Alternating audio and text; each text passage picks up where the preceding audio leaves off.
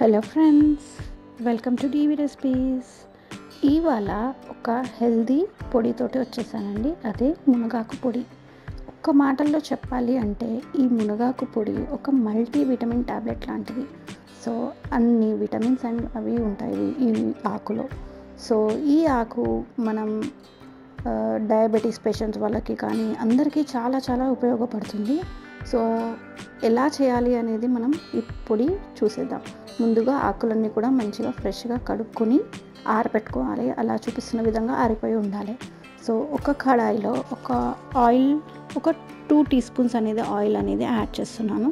దాంట్లోనే ఒక 2 tea spoons of peanuts, అదే వేరుశనగ గుండ్లు అంటారు కదా, దాన్ని తీసుకొని కొంచెం ఫ్రై చేసుకోవాలి వాటిని.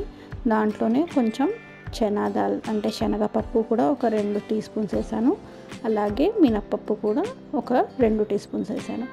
ఇవన్నీ యాడ్ చేయడం వల్ల మనకి ఆ పొడికి కొంచెం ఫ్లేవర్ అనేది, టేస్ట్ అనేది యాడ్ అవుతుంది కాబట్టి ఇవన్నీ యాడ్ చేయాలన్నమాట.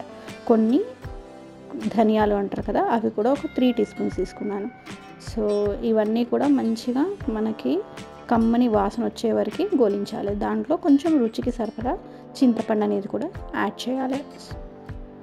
ఇవన్నీ కూడా మంచిగా వేగాలి. అన్నీ వేగే టైంలో లాస్ట్కి మనం ఎండుమిర్చీలు, మీ కారంకి తగ్గట్టు కొంచెం కారంగా ఉంటేనే ఈ పొడి చాలా బాగుంటుంది. సో ఒక 10 నుంచి 12 ఈ మిరపకాయలు అనేది తీసుకొని మంచిగా వాటిని మంచి వాసన వచ్చే వరకు మనం వేయించి పక్కకు పెట్టుకోవాలి, చల్లార్చుకోవాలి. సో ఇదే కడాయిలో మనం మళ్ళీ ఒక 2 టీ స్పూన్స్ ఆఫ్ ఆయిల్ అనేది వేసి మనం ఇప్పుడు అన్నీ మంచిగా కడిగి పెట్టుకున్న మునగాకు ఉంది కదా, ఇవన్నీ కూడా మంచిగా వేపుకోవాలి. ఈ పొడి అనేది నిల్వ పొడి అనమాట, అంత తొందరగా పాడవ్వదు. సో మనం ఇక్కడ మంచిగా వేపుకుంటేనే అప్పుడు అది మంచిగా నిల్వ ఉంటుందన్నమాట. సో ఇలా మొత్తం అది క్రిస్పీ అయ్యే వరకు మెల్లమెల్లగా వేయించుకోవాలి. దాంట్లోనే కొన్ని కర్రీ లీవ్స్ అంటే కరివేపాకు కూడా యాడ్ చేయండి.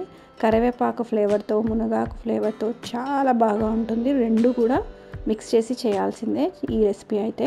సో ఇలా చేసుకొని మొత్తం కలిపేసుకొని అది మొత్తం ఫ్రై అయ్యేదాకా వేయించాలి. ఇగో ముందే చెప్పేస్తున్నాను, కొంచెం రైస్ అనేది ఎక్కువ పెట్టుకోండి, ఎందుకంటే అంత టేస్టీగా ఉంటుందన్నమాట ఈ పొడి అనేది. సో కొంచెం వేడివేడి అన్నంలో నెయ్యి వేసుకొని తింటే చాలా బాగుంటుంది. సో అలా మొత్తం క్రిస్పీ అయ్యేదాకా నేను చూపిస్తున్న విధంగా మొత్తం క్రిస్పీ అయిపోవాలి. అలా అయిపోయి పక్కకు పెట్టేసుకుందాం. ఇది కూడా చల్లార్చుకొని పెట్టేసుకుందాం.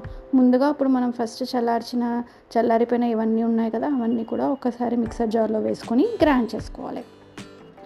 ఇది కూడా చాలా స్మూత్గా కాకుండా బరకటగానే చేసుకోవాలి. కొన్ని ఒక 5 to 6 మనం గార్లిక్ వేసాము. సో వాటిని ఇలా కొంచెం పౌడర్గా ఉన్నప్పుడే చేసుకోవాలి. దీంట్లోనే మనం ఫ్రై చేసుకున్న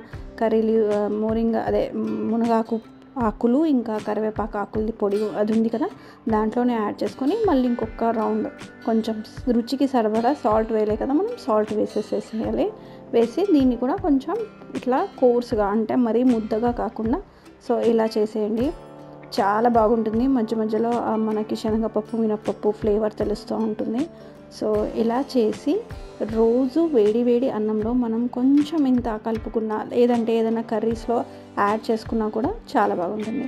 రెసిపీ నచ్చితే లైక్ చేయండి, షేర్ చేయండి, సబ్స్క్రైబ్ టు డీవీ రెసిపీస్.